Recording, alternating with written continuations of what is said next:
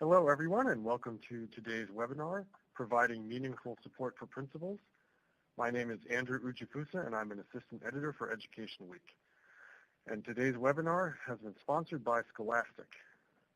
Principals play a crucial role in students' academic achievement in helping teachers excel, yet providing support for them can often be a challenge.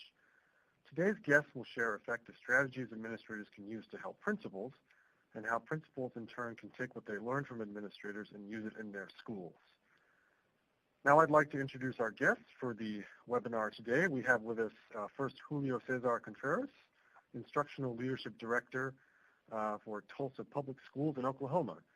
Also with us is Jodi Parsons. He's a principal at Hale Junior High School, also in Tulsa, Oklahoma. So before we begin, now is a good time to review some of the technical aspects of today's presentation. Please check the audio setting on your computer as well as your speaker volume settings if you're having any audio trouble. If you are still having issues, please see our detailed audio troubleshooting file available in the handouts folder at the bottom of the console. There also are some other icons that open some additional feature panels in our webinar console. You can read about today's speakers in the bio panel. Click the handouts panel to download a copy of today's slides, and follow the conversation about today's webinar on Twitter using the hashtag EWWebinar. Finally, an on-demand archive of today's presentation will be available online in the next 24 hours. Both the archive and a free-to-download version of the PowerPoint slides will be accessible through edweek.org. So before we hand things over to Julio, we have a short video we'd like to show you. This is a video we produced as part of our Leaders to Learn From Awards, and you can see what Julio has brought to his district.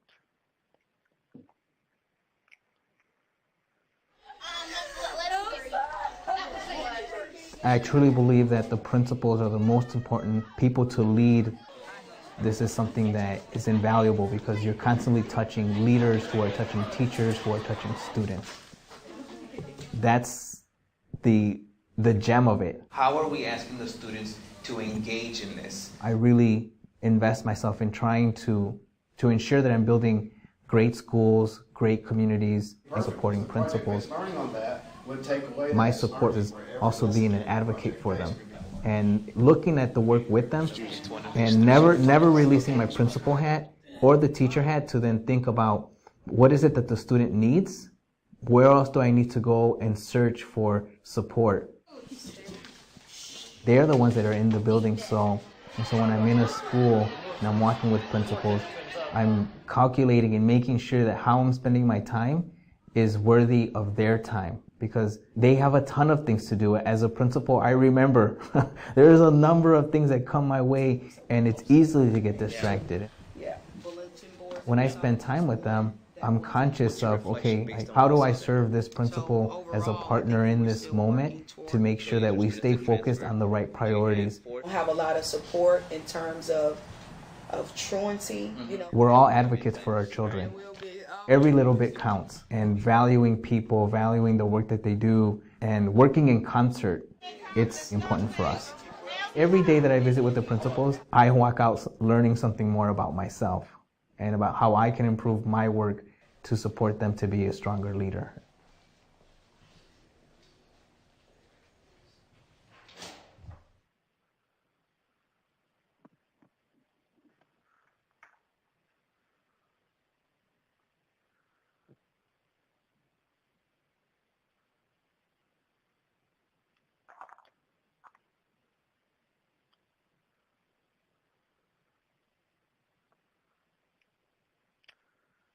Okay, now I would like to hand the presentation over to Julio Contreras. So Julio, why don't you get started?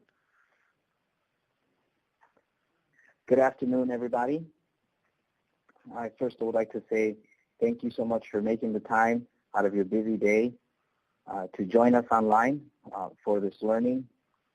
In addition, I'd really like to thank Principal Parsons over from Hale Junior High School, who's been a partner with me as we lead the work to transforming the lives of students here in Tulsa Public Schools, in addition to Scholastics as well as Education Week. During this webinar, we'll be sharing a bit about the process that I've used, some of the tools, the resources that have helped me organize myself to be an instructional leadership director that supports principals. And at the end, you'll come across the tools and resources. So with that said, let's go on to our next slide. So I'd like everybody to take 10 seconds. And I'd like for you to think about this question. What does it take to be a great principal today?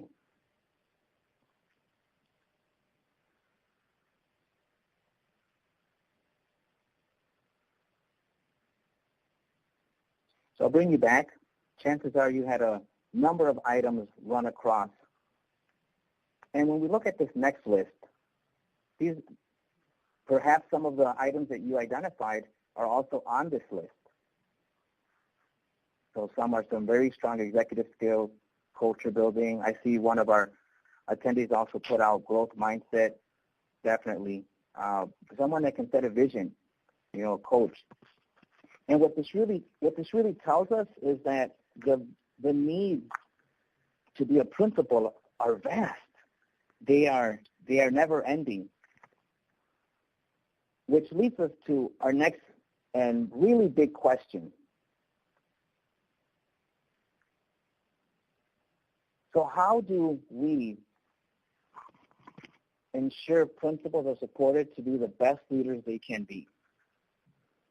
Ultimately, the goal is in every classroom to have a powerful teacher. And in addition to that, we want to ensure that we have a powerful leader in every school that can support all of the powerful teachers. So I'd like to take some time to just share quickly a few notes about Tulsa Public Schools. We're currently organized into instructional leadership director structure, in which all of our schools are divided in 9 portfolios or networks, if you will. We have approximately 42,000 students, and the span of control, or if you will, the portfolio or network size per instructional leadership director can range from 6 schools to 12 schools to 1. In addition, we've been working heavily on organizing our central office and identifying department partners. So every ILD and school has someone to lean on for budget, which we call budget partners, as well as human capital, or some of you may know as a talent or a human capital partner. The experience that we have within our administrators between principals ranges from 0 to some that have over 10 years. We also have some schools that do not have assistant principals, and we have some of our high schools that have up to 4 assistant principals. One of the big things to remember is that the most important piece of the work that we do is to ensure that it is tied to a bigger purpose. And so here, I'd like to just take a second to just show you our mission and vision for Tulsa Public Schools. Key pieces in this is that we work with our community and families to ignite the joy of learning, success in college, careers in life. Ultimately, in our mission is we're striving to prepare every student.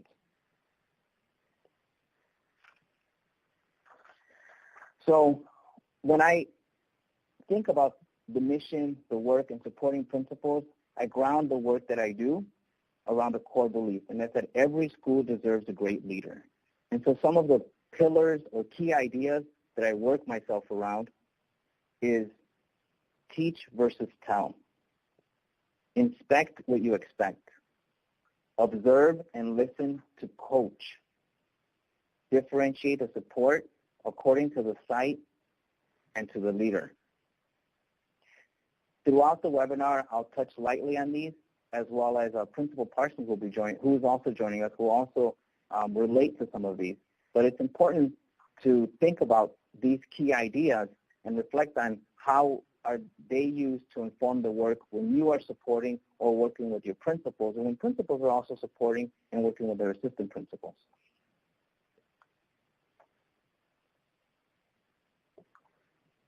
In order for me to achieve my key ideas, I established myself around 4 commitments. And these commitments are planned for high impact. So what you will see in one of the resource slides is you will see a sample of what a week looks like for me. I took a snapshot of my Outlook calendar, and the most important thing you will see is that I have dedicated time identified for supporting each specific school. In addition to that, we also have focus areas. And the focus areas are informed either by the school, by the district, or by the portfolio or network needs. As a district, we've surrounded ourselves around key levers. There are more than these three, but these are three big ones that I ensure to build in during the work with principals at the schools and at the portfolio meetings or our professional development meetings. So one is to ensure that we're building a strong culture throughout the school and in the classrooms, that we are ensuring our lens is directly focused on instruction, teaching and learning. Are our students learning at the best ability that they can? And coaching, that we are constantly coaching our teachers up as well as we are constantly coaching our leaders up. Lead with data. This is important because many times the time is condensed. I have either an hour and a half or 2 hour dedicated site visits with the principals. And so it's important for me to ensure that when we meet, we are disaggregating, analyzing, and action planning off of data that will improve culture or instruction for our students, which is informed by either the site data, the district data, or the portfolio overall data. And the last commitment that I have walking in and out of any school is ensuring that I make time to develop the leader. These could be the skills that some of us know as soft skills. These may be some of the original skills that we mentioned in our previous slide, whether they're executive skills, whether they're helping this leader become a stronger visionary. It could be also building stronger relationships. But it's important that during the time that I have that site visit with the leader, I am dedicating time to these specific pieces. So let me ask all of us a question, and feel free to use the chat as some of us have already started to use.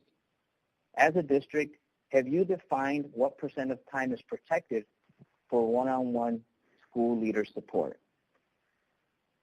I'd like to leave that for 10 seconds, please.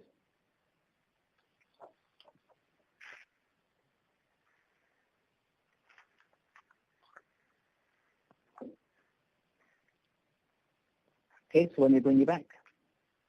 Here, what we've identified at Tulsa Public Schools is we've thought about how much time during the week do we need to dedicate to our schools. And what we came to an agreement of we must dedicate at least an hour and a half to 2 hours to our sites, Tuesday through Wednesday.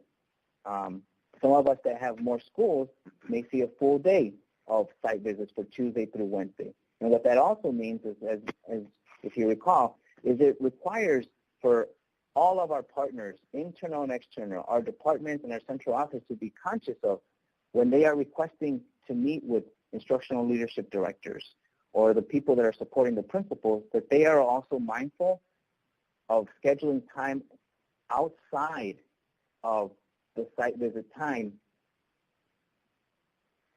So it may be dedicated Mondays for meetings, maybe Fridays, half-day meetings, and after school hours. So let me take you to a snapshot of one typical week. And so here, this is a snapshot of what one of my weeks looks like. And just to run quickly through here, orange is dedicated to site visits. And so what you clearly see is Tuesday, Wednesday, Thursday, I have the first half of the day dedicated to being in schools for 1 hour and a half blocks. Yellow are meetings that either I will attend or I might attend. And so if you see Monday, you see we have our leadership learning time, our team champion time, as well as a work group time. Over on Fridays, and what you also see is at the top right-hand side, you'll see the purple, and that is also our professional development time. Blue, for me, is strategic work time. Red are deadlines that I need to make sure I continue to monitor and as well meet. And on the left-hand side, what I also added there is you get a chance to see in the top left, what are the categories that I use to organize myself when meetings come up. Again, if you recall, one of the big things is that we plan for high impact, and so time management is key in order for this to happen. Later on, I'll touch on a slide with the resources of where to get additional support for this.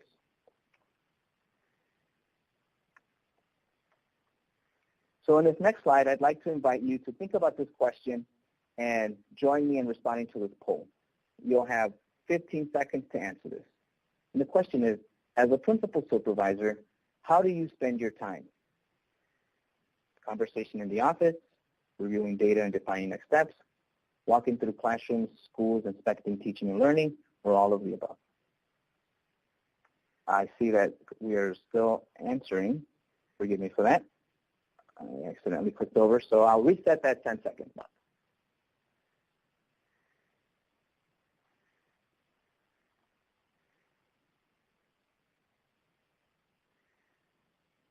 Okay, so we're getting some responses. Let me move over to the next slide. And in this slide, some of you may still be answering, but what we see is that some of us, we have a gambit, we have a spectrum. And that is perfectly okay, because the first thing that we must do is recognize where we are at. And it's great to see that we are balancing the three areas in our site visits. What I'd like to show you next is how I build my agenda when I'm visiting with principals. And so what I have here is a snapshot of my personal agenda guide. And so what you'll see here is that for a 2-hour visit, from 8:30 to 10:30, I started with a check-in. How is the leader doing? What is the leader working on? This is a personal check-in for me on what the personal growth is for this leader that they are working on. Then we do a data quick hit, okay, which could be on testing. In this instance, we are around testing for Lexile, reading. Then we go into a deep dive. This is now we're dedicating a little more time to investigate our strategy and our movement. So we did an investigation on graduation progress. We also moved then into data deep dive number 2, which we did classroom visits. And here we investigated a ratio. So think participation and participation ratio. So it's thinking ratio and participation ratio. After that, we do quick hits. What are some quick items that I need to make sure we hit as a portfolio? Pulse check.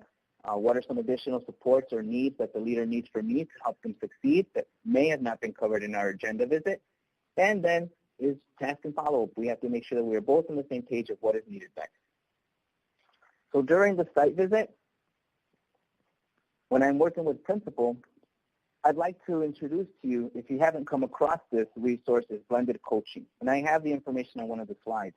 And so during blended coaching, you see this mobile strip, and we're moving through different types of coaching conversations.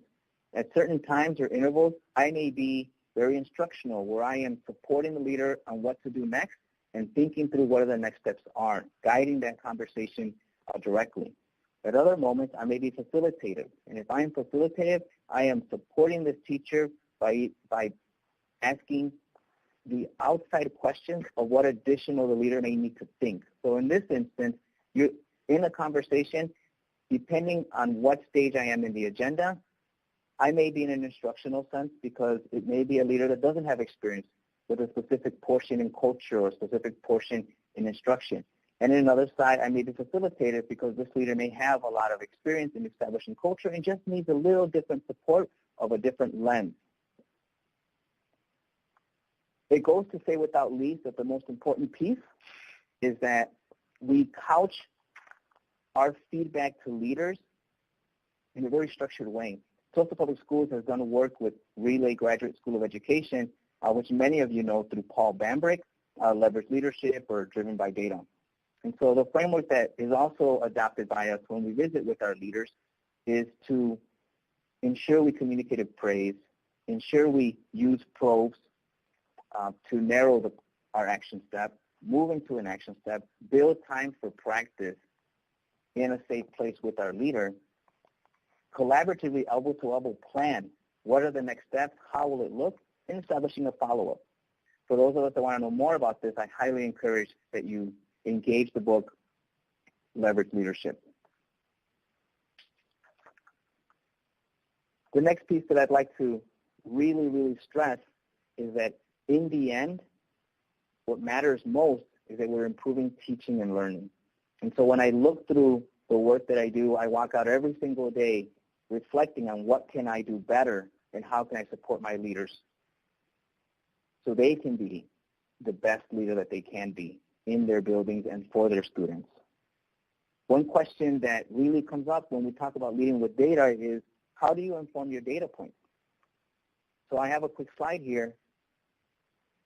And again, as I was mentioning before, what we have here in Tulsa Public Schools is we have power goals identified.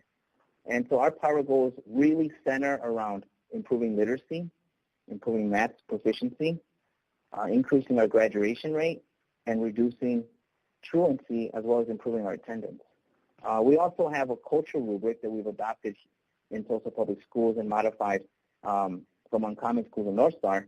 And we focus on really analyzing physical space in the classroom, physical space common areas, taking a pulse of adult tone, really focusing on student joy and engagement, and then supporting a strong school-wide discipline system.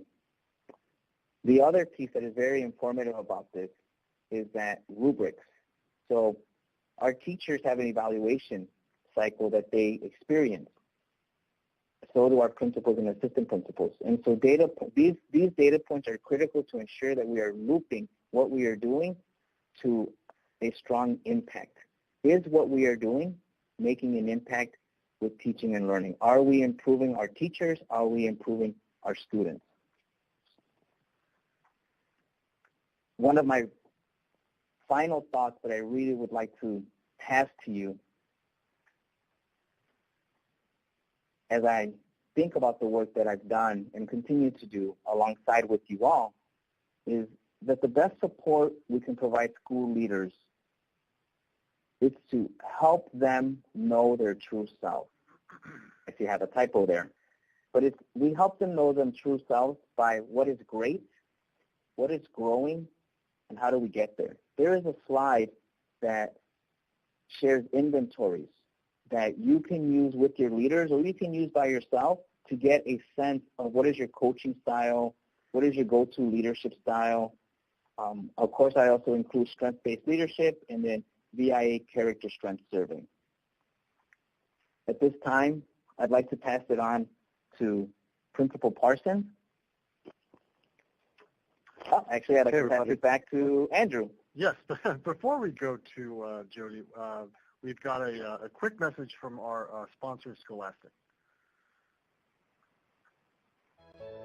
Scholastic Education is your literacy partner, providing resources that educators, families, and communities need to successfully teach each and every child to read and learn.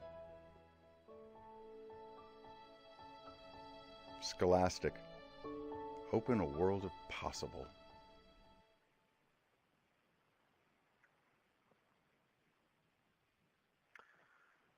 Okay, now we are ready to turn the presentation over to Jodi Parsons. So, Jodi, please begin. All right. Well, thank you, Edwig. Thank you, Julio, for inviting me to be on this call. This is really interesting, being on the webinar. It's really interesting stuff.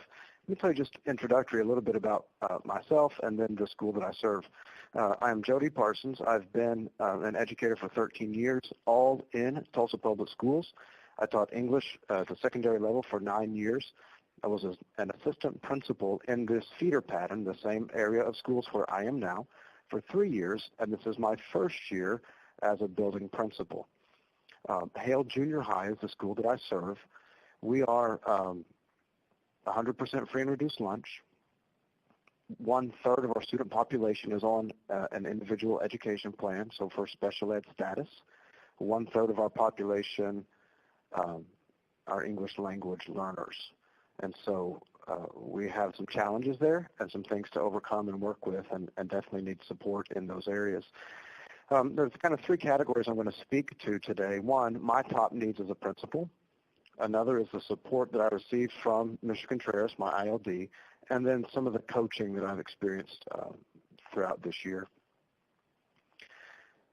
I break down my top needs as a principal into three categories: data, adult management, and managing plans. So it's all managing data, managing adults, and managing plans. When we talk about managing data, Julio has spoken already to the need to make decisions based on specific data, and we have a host of data available.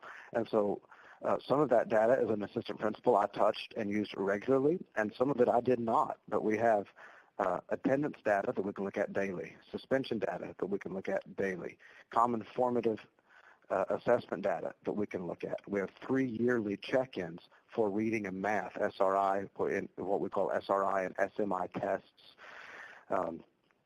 Just a plethora of data coming at us from the school level, the district level, and the state level. We also have the Oklahoma core curriculum test in junior high and in high school, the end of instruction exams. And so as we talk about strategic decisions for our school, it's important to pool these pieces of data together.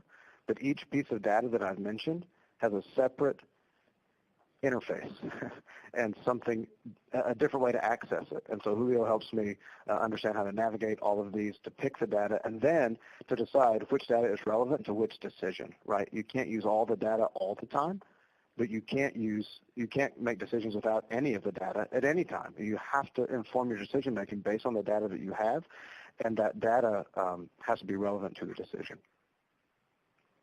Another thing that is where we need support is managing adults. So, I got into this business to help kids. I love helping kids. I love watching students achieve. I love a good challenge. What I don't want to do every day is manage adults. And fortunately or unfortunately, that's an area that we have to work in. I manage a building with over 100 adults, and they all rely on me for support. And so it's knowing how to efficiently manage adults in good situations and in difficult situations, and being able to go to Julio, or call Julio, text Julio, and say, here's a situation, here's my knee-jerk reaction, what am I missing? And knowing how to manage adults is really a big piece of this work.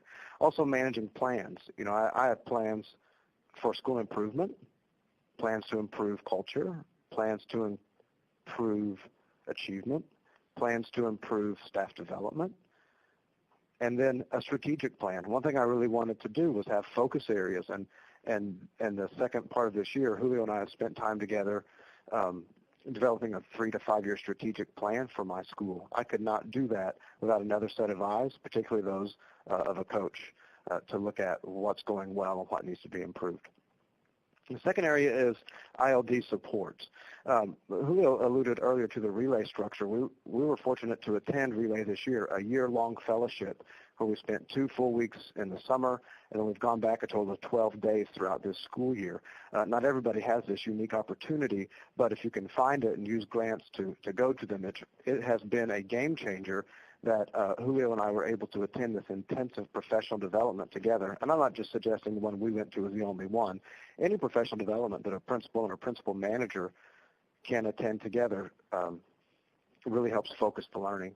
And so we attended this fellowship together, and then we were really able to focus the learning that was relevant to my school based on what we had done in that time together. When we came in this year, one of the first things we did was begin to work on need support for teachers. So when I came on as a principal here, I doubled the number of teachers that I evaluate. I worked at a building that had 1 principal and 3 assistant principals, and here it's me and 1 assistant principal. But we still had the same number of teachers as the building that I worked in that had almost the same number of teachers as the building I worked in that had more support staff, more administrative staff. So we began to look at what kind of supports are teachers going to need and set up a schedule of observation and walkthroughs that allowed me to meet what was required by the district, but also allowed enough coaching for each group of teacher, kind of cheering them like you would a stoplight. Another thing, as Mr. Contreras showed, was his calendar. We went through as a portfolio an entire group of principals, and each of us made our master calendars shared those with each other and started plugging our daily tasks into the master calendar so that the majority of our time was spent in instructional leadership, not in school management. And that was an eye-opener and really a game changer. Another thing that we do every time for ILD support when Julio visits is class visits. We have the culture rubric he alluded to when we can walk into our school in the hallways and common areas and classrooms and evaluate each of us on our culture rubric that the district uses where we are. We also go through classes and look at the rigor, the think ratio, and participation ratio, and we norm our teacher rubric. So we'll walk through the school with one of these three things, looking at the culture rubric, charting rigor, or our teacher rubric, and then come back together and challenge each other on what we saw, what an improvement plan would be, and how we'll go about it. That leads me to the next type of ILD support, and that's role-playing, which is uncomfortable, and I don't necessarily like it, but it is extremely beneficial. So once we've had class visits, we'll come back together and role-play the conversation based on a 6-step feedback protocol from Leverage Leadership. So I'll have some time to act as, I act as the principal, Julio acts as the teacher, and we identify the highest leverage action step, and then I craft the plan, we role-play the feedback, and do it again until we've developed the best conversation. That seems to take a lot of time, and role-playing is awkward until you get used to it. Principals may not like it, but it's extremely beneficial. So some of the coaching I've experienced over this year, first of all, Julio is just a great encourager. And it's easy to tighten up the reins, for lack of a better term, when the slack in those reins is laden with encouragement. Julio always asks about me personally, asks about my son. He knows the name of my dog. That's important to me. He knows the name of my son, too, of course. And always is an encourager, always starts with encouragement. Also, I get to live the learning. Julio is really a coach, which is different than an evaluator. It's very difficult, as we know, to wear both hats when you have to evaluate someone and coach them. That's a fine line. Julio is really a coach, and I get to live the learning by he has trained himself to ask questions rather than direct the thinking. So at every opportunity, Julio is constantly asking questions. He'll say, okay, what about this? Or that makes me wonder if, or what would it look like if? And I have to live the learning rather than him saying, hey, try this next time, or I need you to do this, which again takes longer. But I get to live the learning and come to the conclusions, which feels and actually is much more collaborative. So the ways that we live, the ways that Julio coaches me through practice, role-playing, we video classes. I'll video a conference with a teacher, or I'll video a class if something I want him to see when he's not here, and we'll watch it in those times. And we work together outside of school as well. You know, if I need Julio or Julio needs me, we're available to each other, and he has that relationship with all of the principals. So the big takeaway for me this year, being in the principal chair than the assistant principal chair, is the encouragement is key, because both roles are very difficult. And high expectations are key. We always come back around to what was expected. There's always follow-up. It's never just left open-ended. If Julio says we're going to check on something, we're going to check on something, and we come back to it time and time again. So coming to the end of the school year, I have not only a clear plan for next year, I know which data to look at and pay the most attention to. I better know how to manage the people in my building, and I have a strategic plan to roll out over the next few years. And without that kind of specific support, I would not be nearly as comfortable or as far along as a principal as I am this year. And so that's those are the three areas. Those are the notes that I had, and thank you for letting me be a part of the call. Okay, well, thank you, Jodi. Now it is time to turn to the question and answer portion of the webinar. So let's get started with that. I guess the first question I would ask is, and this can go to Julio first, I guess, how do you support principals in their self-assessments of their leadership practices? What does that look like? What, if anything, do you provide on the self-assessment front?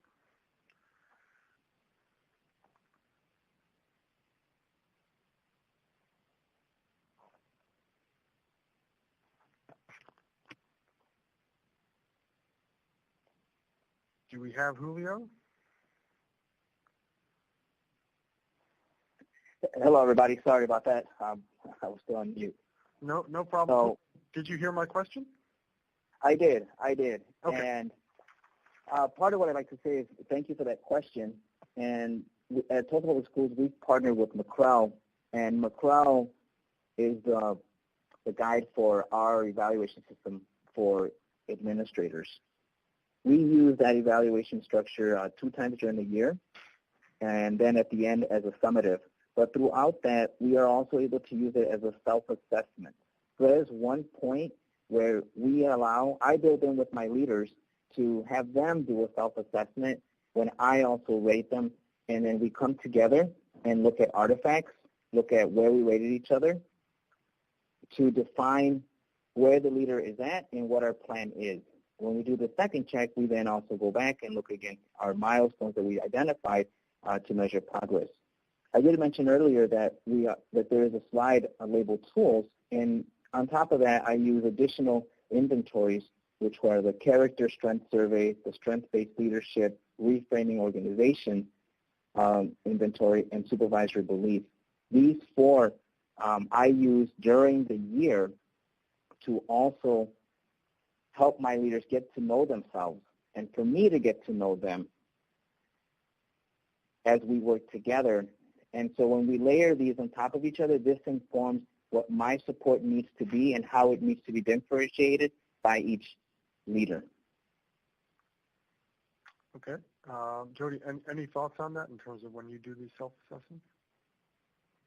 Well, I know with my self-assessments, I can answer honestly, and really, Julio, who's really in tune with what's going on in my building, knows my strengths and my potential strengths. So I don't have any hesitation to answer honestly and evaluate myself honestly. I don't have to puff it up or be nervous about the outcome, which is really the important piece to me. I know that we're going to work together to strengthen the areas that need to be strengthened. Okay. Next question I would have is, how would your ideas or models for principal support, how would those change in a low-performing school or a so-called turnaround school or a school with sort of a specifically identified issue or challenge? What experience do you guys have in that? Yeah, thank you, Andrew. I really want to go back and lean on where the focus is.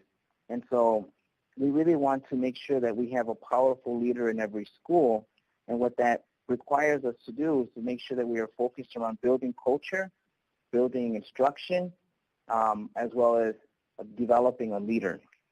And so when I think about that, that's where I get a chance to lean on some of the experiences, or if you would like to take us to our resource slide, I think I have next. Here, leverage leadership is a great tool to identify what are some major key levers to address at every school. Blended coaching is the strategy that I lean on to inform what style and what type of conversation, what type of coaching do I need to employ as I'm supporting this leader.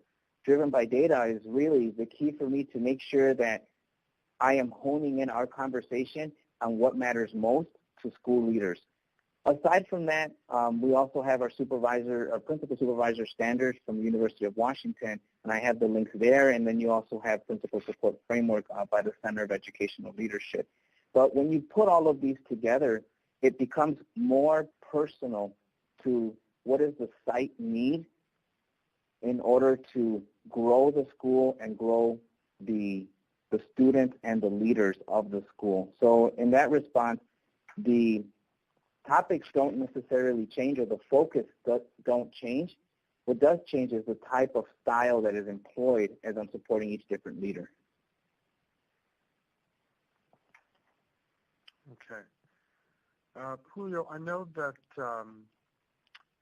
you mentioned earlier in your presentation the central office, but what's the role of the superintendent in this kind of work? This obviously can go to both of you, but when you think about the superintendent with all of these steps, what happens there? Yeah, so here in Tulsa Public Schools we have our superintendent, and we also have our chief of staff. And both of those people are supports for the instructional leadership directors. And they support us by scheduling very regular, biweekly or every 3 weeks with the chief of staff check-ins, where we are measuring what is our progress, what were the milestones, are we on track to the right goal, and what additional supports are needed. In addition to that regular conference and investigation of our work, I also have a meeting with the superintendent, where the superintendent takes time out of her schedule to sit and have a conversation about the work that I am leading with the schools, because she also hears from board members and shares additional steps that I should consider employing, as well as we collaboratively think about what are next steps that we need to think about as we move forward with supporting our schools to become the best in the state of Oklahoma and eventually the United States of America. But in short, Andrew, they are my accountability partner, and they are also my coach. Okay, Jodi, any thoughts on that to the extent you think about superintendents? Yeah, so Mr. Contreras is my buffer. If I have a question that needs to go to the chief of staff or the superintendent, I start with him, and because he has more regular access, he's able to follow up on a regular basis and get a timely response. So it takes a lot of pressure off me to have one person to ask or to question, rather than having to wonder what the chief of staff would say or the superintendent. It goes through Julio, who often has common questions among the portfolio that he's able to take back on a regular basis. Okay. So I think we should be mindful that both of you are, as well as all other principals and administrators, you know, you're operating in a certain policy context, a certain policy environment. So, you know, when you think about how your approaches match any state mandates you might have for both teacher and principal observation and evaluation, how do you find freedom within that? How much do those factor into, you know, the structures you build to have a well-supported principal? Yeah, I'm thinking about when I think about the slide that had my commitment. There was one point there, the third commitment that I have, which is lead with data, and one of the data points there are the district data points. And so, as a district, we are charged with ensuring that we are growing our teachers to be the best teachers, and our evaluation framework is just that.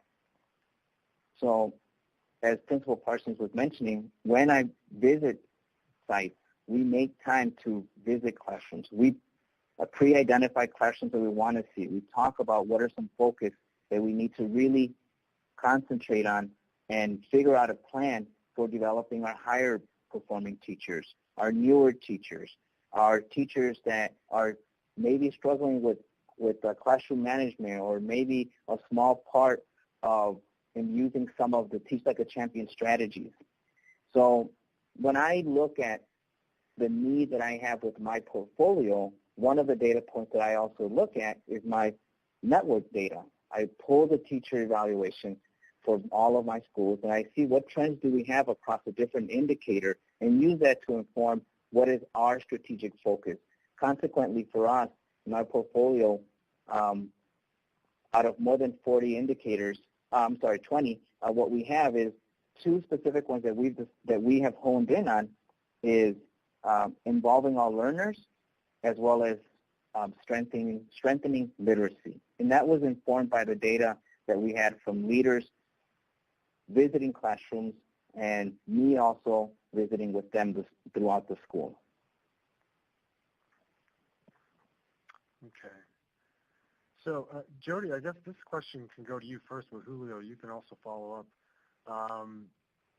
You know, Jodi, how do you maintain sort of trusting, good relationship with your teaching staff at the same time that you're obviously working closely with Julio? Is that sort of a line you have to walk when you're considering those, you know, two different groups? And Julio, I guess the same question would go to you, but, you know, maintaining a good relationship with teachers as you're working with Jodi. But Jodi, why don't you address your side of the question first.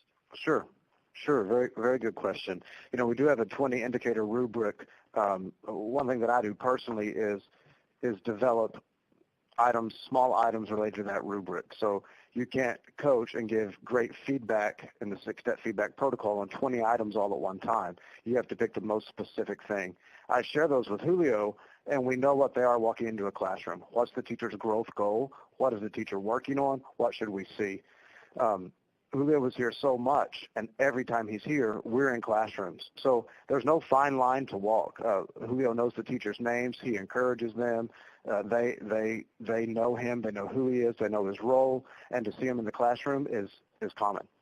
So it's more of a partnership than anything. Okay, Julio, is that how you see it? Is there any sort of line you have to walk? I honestly see it very similar in that I am a partner with the principal to support our teachers to be the best that they can be. And at different times during classroom visits, I may model every moment that we are in a school or in front of another adult, it's a coaching opportunity. It may be a coaching opportunity for me, maybe a coaching opportunity for the leader, or maybe a coaching opportunity for the teacher. In either case, there are some times where I may model giving real-time feedback. There may be a time where I also work with the teacher on the side and provide a strategy that they may use, or the leader and I then identify what specific strategy can this teacher use, and within each other we jury what is the highest level strategy, and then the leader will communicate it. So it's really a love of being in there, and it's wonderful that I walk into the schools and the teachers will readily call me by my first name and even stop me as I'm moving across the hallway with the leader and say, come to this classroom whenever you have time. I'd like for you to see my next lesson. So, yeah, in essence, it's really a blessing to have a strong partnership with the leader and, most importantly, a partnership with the teachers. Okay. So how can we help principals develop, the quote-unquote soft skills that they do need in order to make the changes in schools that they want? For example, changes to, school's culture. How do you guys think about developing those soft skills? Andrew, I'll jump in on that. And part of what I think about with that is when we think about a leader, every leader has different strengths and every leader has different growths. Sometimes I refer to them as opportunities. In either case, if you recall my site visit agenda, is me making time to build there for a check-in on how is the leader doing. And that's a time for me to really ensure and go back and loop into this leader is growing and building relationships. What has this leader done since then? We identify an activity. For the next week, touch base with 3 different teachers. Check in on them to see how they are doing. Let's connect next week and let me know what you learn about them. For another leader, it may be looping back with feedback. So you've gone to see this teacher. Okay, let's put it in the calendar and execute it now. So the soft skills are important because that is where I lean back on my leading key idea, which is teaching versus telling. I guard very heavily against walking into a school and telling the principal what they must do next if it is a soft skill, an executive skill, or a soft skill that the leader is growing within themselves, because I want to make sure that I teach the leader how to become the best leader that they can be themselves. I'm not out to create the best next Julio leader. I'm out to create the next best Principal Parsons leader, who is also with us today. Jodi, any thoughts on that in terms of those soft skills? Well, one thing that's been really useful to me is that instead of it being, hey, Julio's saying, here's my opinion, we go back to the resources we have. So we look at the culture pieces in leverage leadership. We look at the culture rubric that our district has. Now we already have resources to implement and to use and a metric by which to gauge the culture in our school. So some of the soft skills that a principal needs to develop can be very difficult to measure if you don't have a solid measurement tool or goal or guideline. And Julio was always brought to the table something in addition to his best practice to help inform the development of those skills. Okay. Now, Julio, I know you mentioned early, you asked people to think about the amount of time they devote to sort of one-on-one time with principals. Sort of in that vein, in your mind, is there a single best delivery vehicle for professional development for principals, or does it really take a menu of options to fit the circumstances and the time? What are your thoughts about a one true delivery vehicle for PD, or is it more complicated than that? I think it's a gambit of things that when we are supporting our principals, one of the books that I really lean on, I read years ago, is The Influencer, The Power to Change Anything.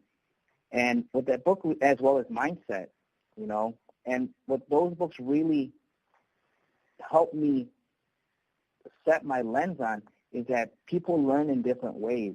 And for some of us, it's a conversation. For some of us, it's a side-by-side support. For some of us, it's modeling. For others, it's actually scaffolding through the process. And so when I think about that, it's a combination of all those. So while it's not sloppy by any means, it varies depending on the learner, or the coachee, if you will, and the coach, because you have to be comfortable yourself. This support or strategy that I lean on, where the leaders must truly know themselves, is one that I also live. I regularly invest in getting to know and understand my style and ask for feedback from the people I work with and the people I support so that I can continue to grow. I don't believe I will ever arrive, but what I do commit myself to is to constantly learning in order to make sure that the leaders continue growing through my support. And Jodi, do you think of a single best delivery vehicle that works for you, or is it more than one? No, it's more than one. I mean, we work together in so many ways and in so many contexts that there's definitely not just one. What is very helpful is we're able to meet with Julio on a portfolio basis monthly. So when we have a district of almost 90 schools and all the principals are together, I can't let my guard down in that situation. It's not a comfortable place to be open, honest, and collaborative. When I'm together with 8 or 9 other principals and my leader, that feels like a family. So for whatever that's worth. No, I think that's helpful. That's a good way to frame it. So, you've said both of you have said so much here that it might be difficult to boil it down to just one. But to both of you, what's one piece of advice you'd have for administrators in this work? If you could sort of sum up, a lot of what you said today, or just one key element you want to stress. What's the one major piece of advice you'd want to share? Jodi, why don't we start with you? Yeah, sure. Great question. For me, and this will reveal something about myself, the relationship is key. Mr. Contreras and I can challenge each other on certain points. We can agree and disagree about certain things. At the end of the day, we shake hands, pat each other on the back, and say, I learned a lot today. And we maintain a positive relationship. And really, Mr. Contreras is my evaluator. He's my coach, but he's also my friend, and I know that, and I honestly feel that. Julio, what's one piece of advice from you? I have a couple. I can never find just one. That's okay. So Go ahead. 2 pieces that I would really link together is earlier when I added the slide, reference to slide leading with data, is really thinking and carrying as you move as a leader throughout the school, is the impact of, in the end, what matters most is that we are improving teaching and learning.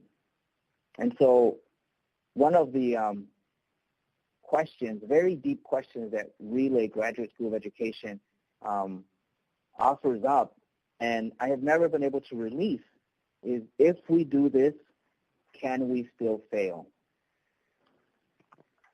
When we ask those questions, for me, it helps really center on not focusing on one specific agenda, but making sure that I am keeping the lens of the students, the teachers, the culture, the internal stakeholders, the external stakeholders. And as an instructional leadership director, I'm also the representative here at executive staff level. And so when I think of the work that I'm doing with principals, it cannot be siloed. It's all connected. Okay, well, that was more than one piece of advice, but I think we'll let it go. That was well said.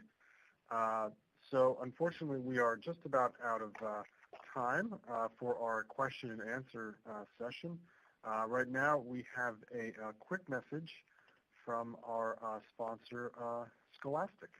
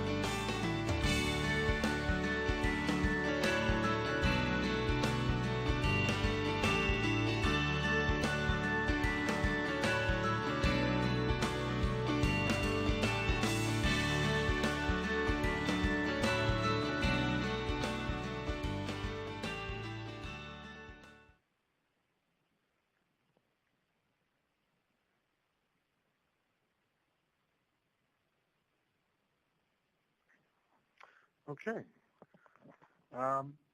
Just a bit more housekeeping.